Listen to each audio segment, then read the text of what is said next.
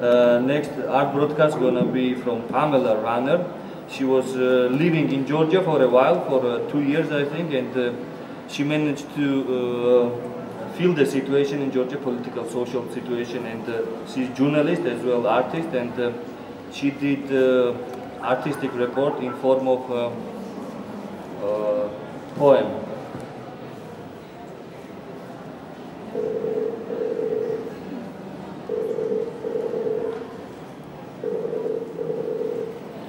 Hi Pamela. We have Pamela Renner, and we have here citizens of Beljastok and guests of city, and we're gonna have a poem from Pamela Renner, State of National Emergency. Okay, and just in introduction, I will say that this was written in 2007 in the fall in Tbilisi, Georgia.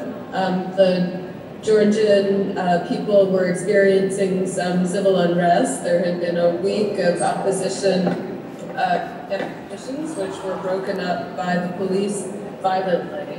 And this was a poem that was written after the fact, after the dust had cleared, so to speak.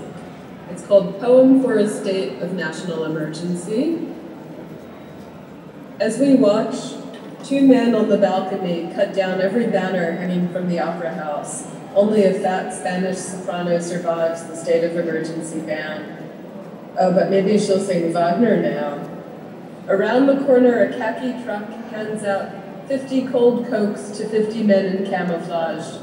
At the center of Tbilisi, wheezing silence, an older fear unpacked from its suitcase, its camphor.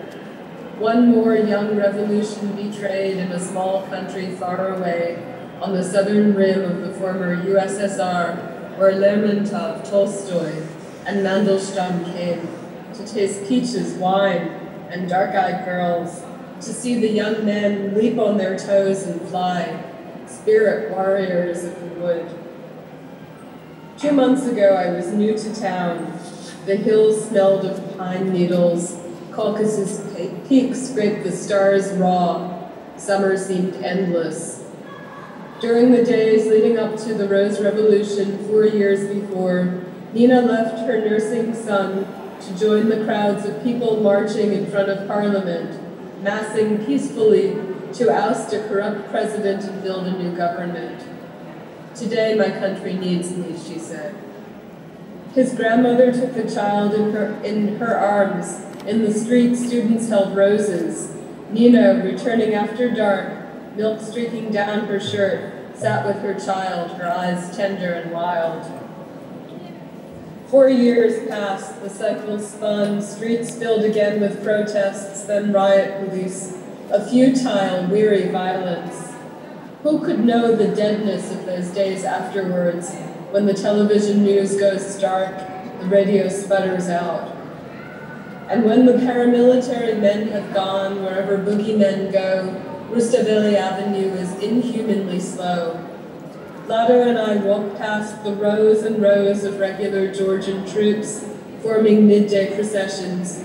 In a vacant cafe off Freedom Square, formerly Lenin Square, we talk of Pirosmani's work. As a Georgian child in Soviet times, Lado says, Pirosmani existed, so I wanted to paint. Because we are all fated to imitate our worst models, because it is difficult to make a new state from the wreckage of the old, because democracy is a child of passion, easily abandoned by its father when it starts to teeth and wail. We talk of art, paradox, of fragile things that cannot be broken by blows. Thank you. That poem will be forthcoming in a collection in 2014 called The Journey to Tiflis. Great. And now you just report this poem to Journey to the East, to the show Journey to the East. Thanks, Pamela. Next, thank you, Lado.